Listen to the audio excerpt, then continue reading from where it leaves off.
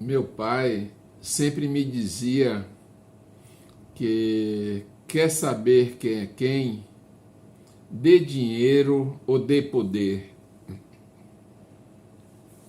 Eu estou me lembrando aqui das Malvinas, aqui na Argentina, que ainda é uma área da Inglaterra. A Argentina, o governo argentino tentou reaver a posse da Malvinas, da ilha, e continuou por 2 meses ainda. Depois chegaram em torno de 100 navios ingleses e, como a superioridade bélica era maior, a estratégia, retomaram a ilha. Agora, por que isso aconteceu aqui com a Argentina? Porque Hong Kong era uma colônia inglesa. Passou sob o domínio inglês por 150 anos. Eu li em uma matéria, em outra eu pesquisei durante 99 anos. E no sistema de arrendamento, explorando as riquezas, tá certo que o desenvolvimento também foi grande.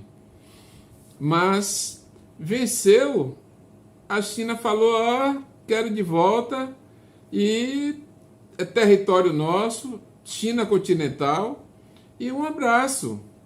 A Inglaterra, botou sua mala aqui, seus panos debaixo do braço, e é por aqui.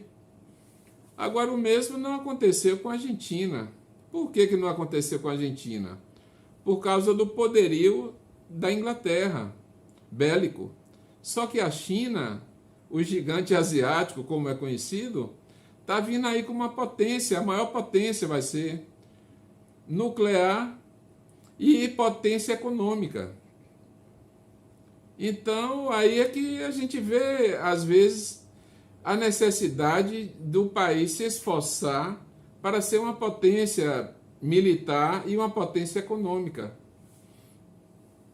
Diante de uma ONU, às vezes, submissa, omissa.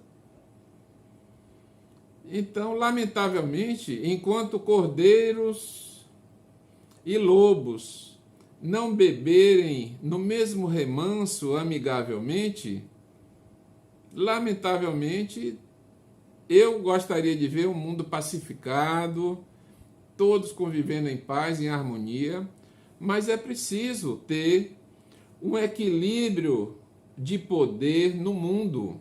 E como é que acontece o equilíbrio de poder no mundo? Quando não tem um só país sendo o xerife do mundo, ditando as ordens, passando por cima da ONU, da OTAN, e prevalecendo a sua vontade. Lamentavelmente, a realidade é essa que a gente tem visto aí. A exemplo do Iraque. O que foi que aconteceu com o Iraque? Ele invadiu o Kuwait, erroneamente.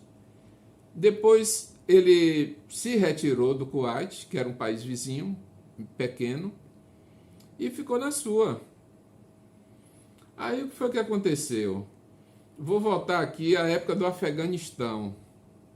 O Afeganistão, a antiga União Soviética, tentou derrubar um governo, o presidente afegão, e lutou, travou uma guerra contra a força rebelde afegã.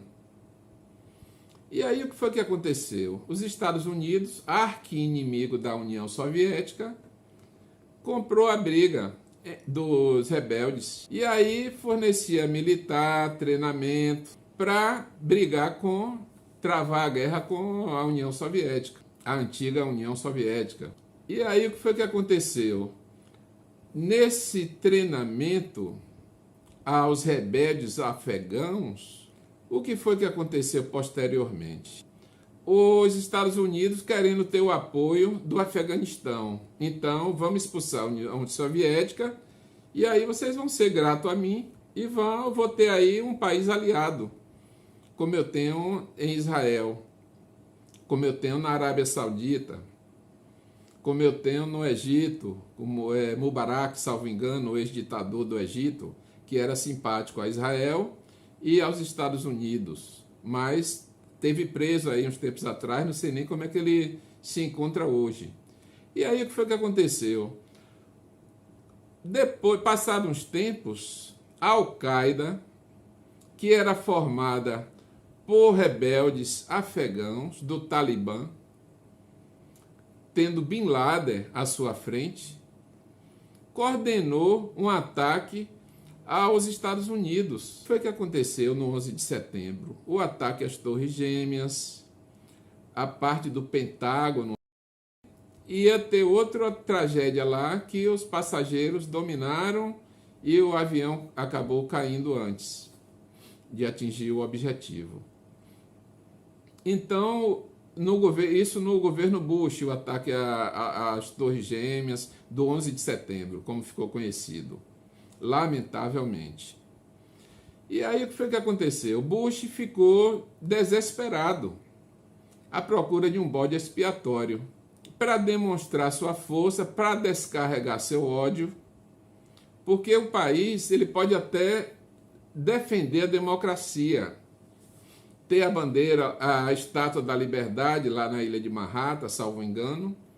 Só que a Estátua da Liberdade não foi um monumento criado pelos Estados Unidos. Foi a França que, em agradecimento pela colaboração dos Estados Unidos contra os alemães, os nazistas, presentearam-no com a Estátua da Liberdade, que ficou lá um tempo ainda sem ser içada no local. Depois, passado um tempo, foi que os congressistas, salvo engano, fizeram um movimento e conseguiram erguer a estátua. Então, Kofi Annan, o então presidente da ONU, fez isso para evitar a invasão do Iraque. Os Estados Unidos, o Bush, colocou na cabeça dele que, na certa, os seus assessores também o influenciaram. Então, apesar de ele ser presidente, na época, então presidente, o Bush filho, de uma potência considerada democrática, o berço da democracia, botou na cabeça que tinha que invadir o Iraque. E não quis assumir a responsabilidade sozinho.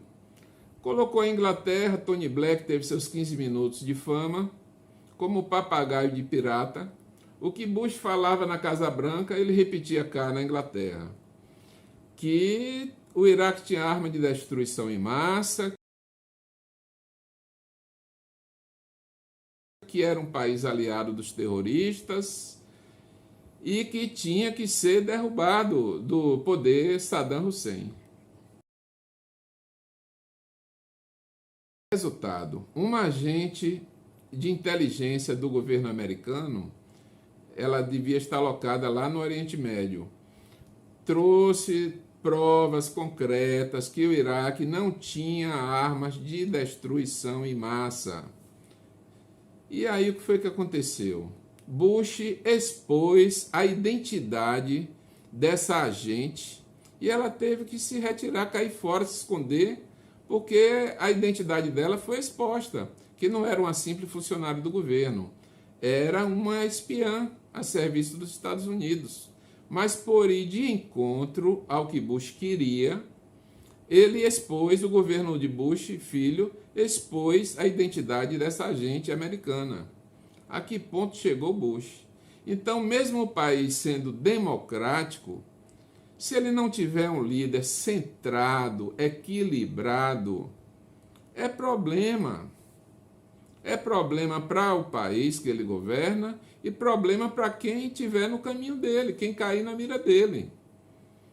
E Saddam Hussein, coitado, lá com o Winchester, símbolo do oeste americano, pode vir, que eu estou preparado, venha para a guerra, não sei o quê. Quer dizer, inocentemente, O que foi que Bush fez? Forçou a barra, é uma frente de coalizão que está indo acabar com, derrubar Saddam Hussein, que tem armas de destruição em massa, que é ligado com os terrorismo, apoia o terrorismo. E aí ficou provado, após o massacre de iraquianos inocentes,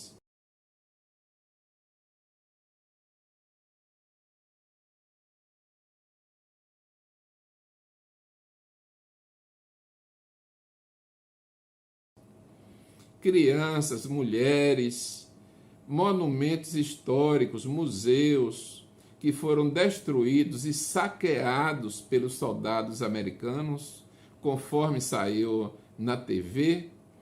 Os soldados iam passar no aeroporto, aí acusavam lá. Quando ia abrir a bagagem do militar, tá lá monumentos históricos, relíquias históricas de museus, saqueados por parte dos militares americanos. É uma vergonha isso, é lamentável. Kofi Annan suou para evitar a invasão do Iraque. Quer dizer, então os Estados Unidos passou por cima da ONU e invadiu o Iraque e o mundo todo ficou calado, quieto. Ninguém fez nada. Então é lamentável isso aí. Se o país defende a bandeira da democracia, desorientado, elege um governante desequilibrado psicologicamente, é complicado. É complicado a coisa.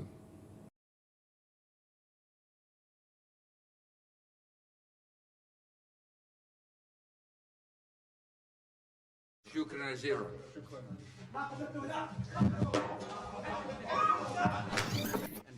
شكرا جزيلا.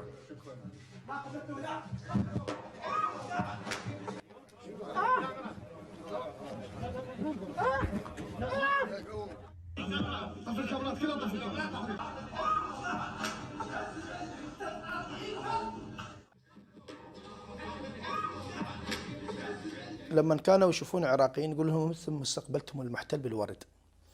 على الرغم ان هاي كلمه قالها جورج بوش بمؤتمر صحفي بالبدايه.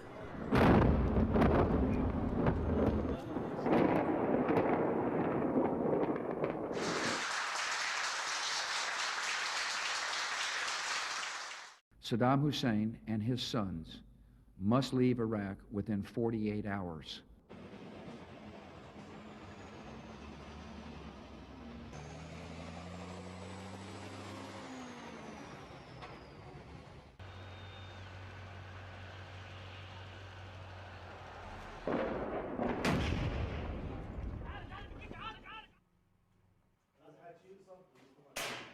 وهاي الصورة تبقى يعني دليل على أنه في يوم ما شخص بسيط قدر يقول لهذا المتغطرس بكل قوته وجبروته.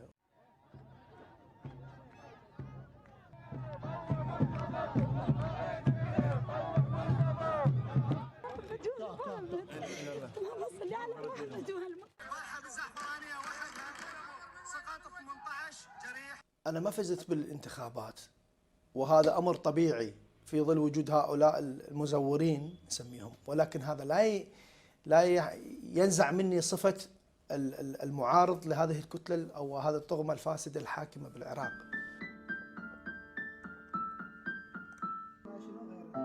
على الإنسان أن يجد نفسه في المكان الذي يكون فيه، هذا واحد. على الإنسان أن يقدم أينما كان.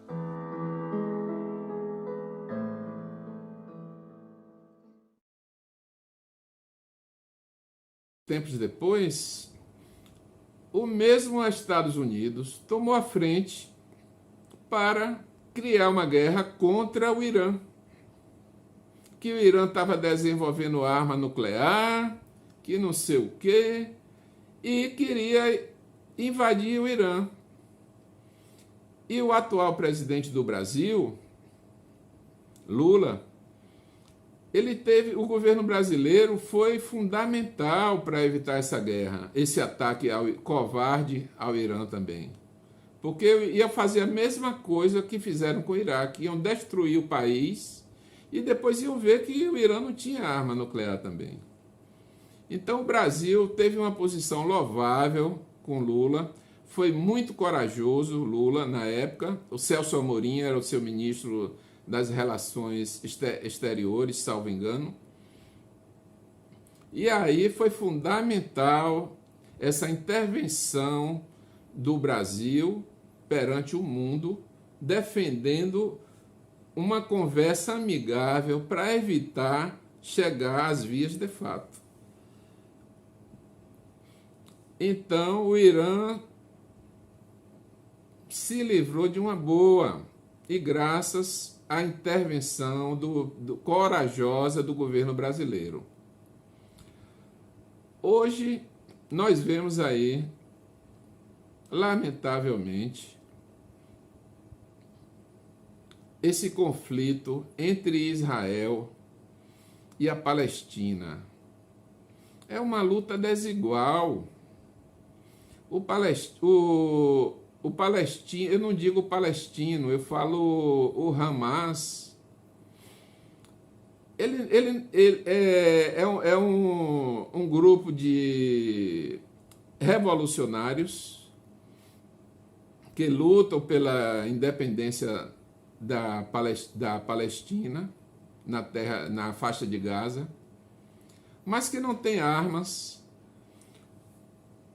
compatíveis com a que Israel tem. O Hamas não tem foguetes inteligentes como Israel tem. O Hamas lança os foguetes, pode ser que caia em solo que não é habitado e pode ser que caia em área habitada, que lamentavelmente pode não atingir um alvo militar, pode atingir um alvo civil. O Israel tem foguetes inteligentes, foguetes teleguiados, inclusive com câmeras, que o próprio Israel posta as filmagens dos habitantes, parecem umas formiguinhas lá embaixo, tal. São as câmeras de Israel, potente que Israel tem. A luta é desigual. O palestino está passando fome. Eu tenho aqui, vou postar aqui no vídeo umas informações que eu coletei interessantes. Agora, o exército de Israel disse que atirou porque os seus soldados se sentiram ameaçados, porque as pessoas correram para pegar comida. Eu te pergunto, por que as pessoas estão correndo para pegar comida? Porque elas estão passando fome. E por que elas estão passando fome? Alguns números. 2.200.000 palestinos estão concentrados na faixa de Gaza, passando fome, segundo a ONU. Agora eu vou falar aqui da Palestina. Eu li algumas matérias falando desde 1948, outras desde 1918, salvo engano, mas eu vou aqui há um tempo mais atrás um pouco. Na época de Salomão, do rei Salomão, filho de Davi, ele criou um templo conhecido como Templo de Salomão. E ele mantinha os habitantes do seu reino em convívio harmonioso, seja árabe, seja judeu, todos em boa convivência. No templo tinha ala destinada só aos sacerdotes, ala destinados aos religiosos de qualquer religião que quisesse professar qualquer religião. Tinha sua ala determinada. Então, era um rei que, às vezes a gente vê falar, quando alguém tem uma decisão sábia, ou teve uma decisão salomônica, vem do rei Salomão, porque era um rei muito equilibrado, inteligente. Tem uma passagem dele que eu acho interessante, que tinham duas mulheres disputando um filho. o filho de uma delas tinha morrido, e aí estavam as duas disputando, uma querendo dizendo que o filho da outra era o filho dela. E aí ele falou, olha, vou resolver aqui a situação. Guarda, pega aí uma espada e divide a criança ao meio e dá uma parte para uma e uma parte para outra. A que era a mãe da criança mesmo, de coração, falou, não mate não, deixa a criança com ela. E a outra, não, pode matar e me dê minha parte e tal. Aí ele decidiu qual era a verdadeira mãe, né? Então, desde então, diante desse exemplo aí, teve vários outros episódios, assim, de decisões muito sábias dele. Então, no reino de Salomão, todos conviviam harmoniosamente sobre o seu reinado. Depois vieram vários conflitos. E aí, o que foi que aconteceu? Dizem que a Palestina é formada, eu li numa matéria, eu estava pesquisando, não sei se foi Aventuras na História, do UOL, que fala o seguinte, que tem uma lenda que diz que a Palestina é formada por tataranetos de Abraão, que foi casado com Sara. Então, desses tataranetos, geraram árabes e judeus. E todos conviviam como primos, segundo Aventuras na História. Alguns conflitos leves, mas boa convivência. Então o país era tanto de judeus quanto de árabe. E eles conviviam ali, num conflitozinho tal, como é normal, mas convivendo no dia a dia. De repente, a Inglaterra leva à ONU a ideia de uma divisão. Não sei se foi após a Segunda Guerra Mundial, ele sensibilizado com o que os judeus passaram lá na Alemanha, na mão dos nazistas. Eu não pesquisei isso aí, se coincide a data do final da Segunda Guerra com a data do 181, da resolução 181, que a Inglaterra encaminhou à ONU, e a ONU, salvo engano, em 49 aprovou. 48, 49 aprovou. Então, se o país já era dos judeus e já era dos árabes, e eles conviviam, governasse quem fosse capaz, quem tivesse capacidade para gerir. Agora, o que foi que aconteceu? A Inglaterra vai ficar com X% da faixa lá da área ao lado do mar, salvo engano, do litoral. E a Palestina vai ficar com X%. E aí o que foi que aconteceu de lá para cá? A ONU aprovou isso aí, salvo engano, eu não sei se eu estou coordenando bem aqui a coisa, mas a Inglaterra, depois disso aí, o que foi que fez? Começou a expandir o seu território com novos assentamentos de colonos, eu não sei se são kibbutz, que eles chamam lá, e aí começou a criar novos assentamentos em áreas palestinas. Isso está comprovado, é fato isso aí. E a Casa Branca já fez várias reuniões, vários presidentes, Bill Clinton e outros presidentes já fizeram reuniões. Só que eles têm como frear isso aí, mas não freiam.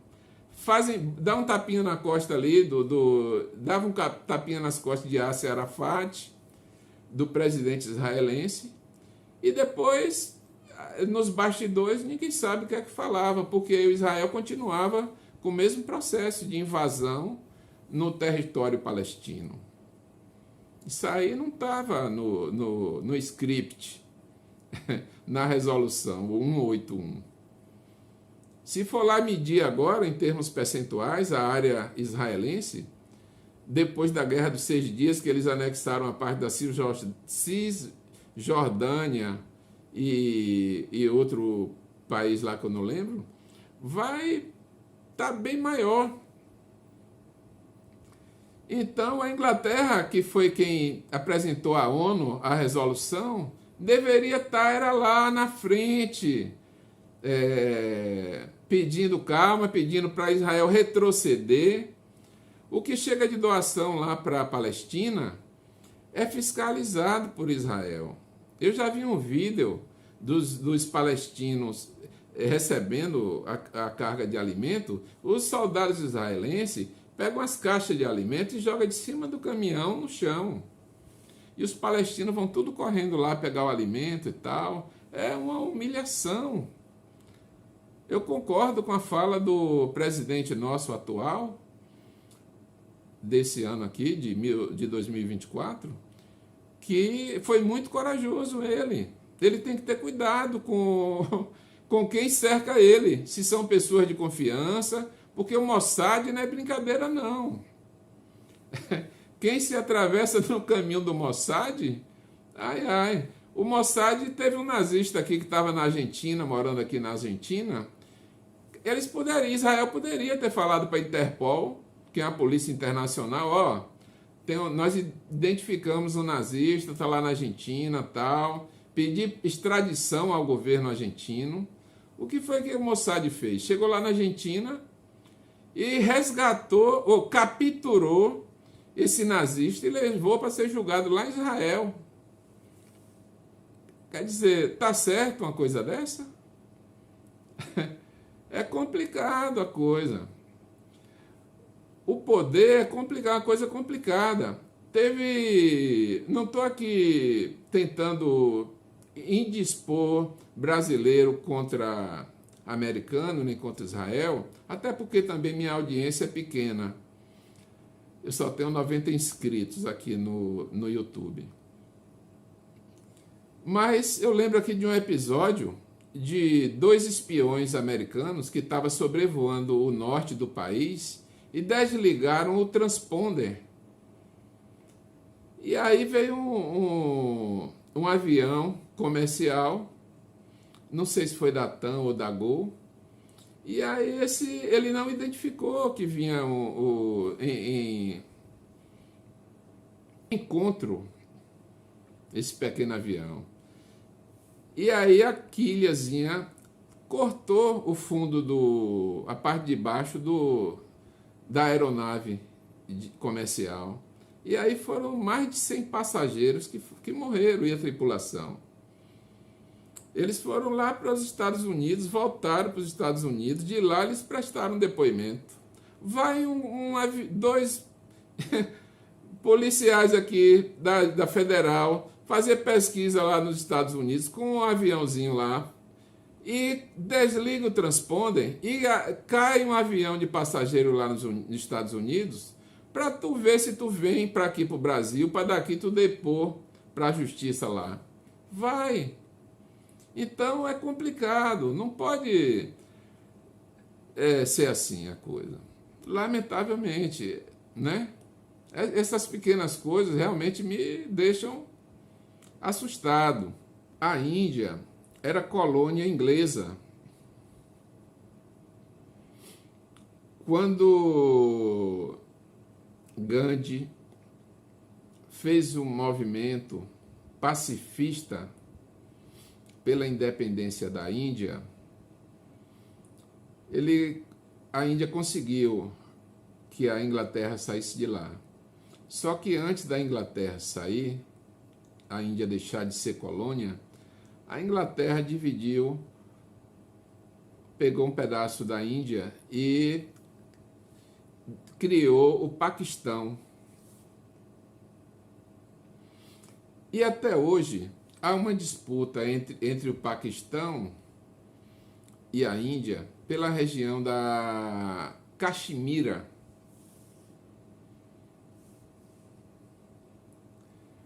Então, são as atitudes equivocadas, interferir no país alheio. A época de colonização, de imperialismo, já acabou. Os países precisam deixar os outros seguirem sua vida. Os Estados Unidos teve sua própria guerra interna.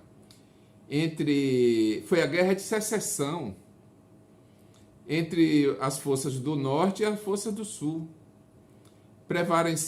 Prevaleceram a do norte. Então, salvo engano, com Abraham Lincoln, o general Lee se rendeu, que era o comandante das forças do sul, e Abraham Lincoln foi presidente. E aí ele tentou unificar o país como um só, como deveria ser. Mas os Estados Unidos tiveram sua guerra interna e teve interferência externa. A Inglaterra, eu acho que tentou fortalecer as forças do sul, salvo engano, mas as forças do norte ganharam. Quer dizer, os próprios americanos resolveram sua pendenga. Agora, o que é que quer os países externos invadirem, tentar impor seu estilo de vida? Ah, porque aqui é democracia, mas é democracia os Estados Unidos passar por cima da ONU, da OTAN, invadir o Iraque, arrebentar o Iraque.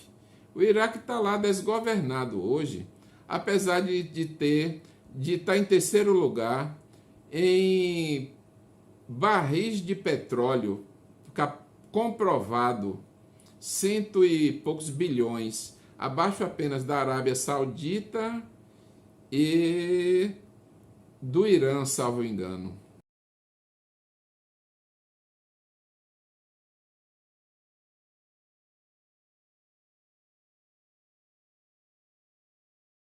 Então, está lá desgovernado o Iraque hoje.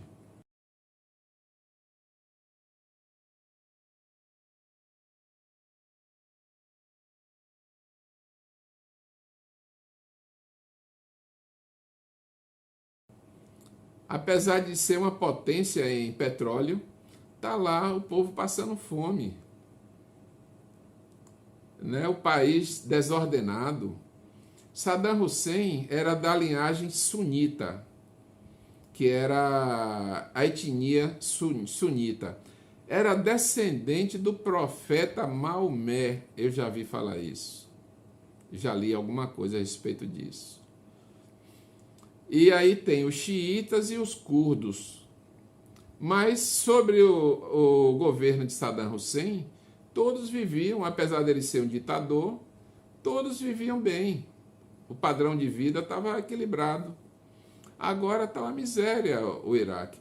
Apesar de ter uma grande capacidade de produção de petróleo e está produzindo menos petróleo do que no período pré-guerra. Isso devido à guerra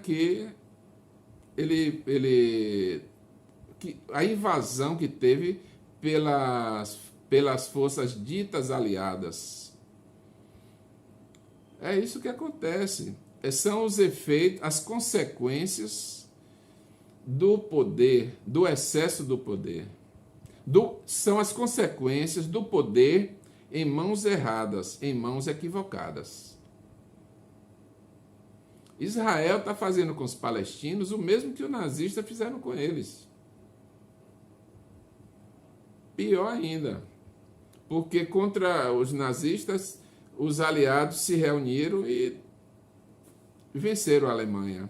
E lá contra Israel está todo mundo fazendo vista grossa, porque os Estados Unidos está por detrás, verbas para fins militares e verbas outras que eu tenho até aqui os dados. 38 bilhões de dólares para ajuda militar para a Israel entre 2017 e 2028, na Reuters.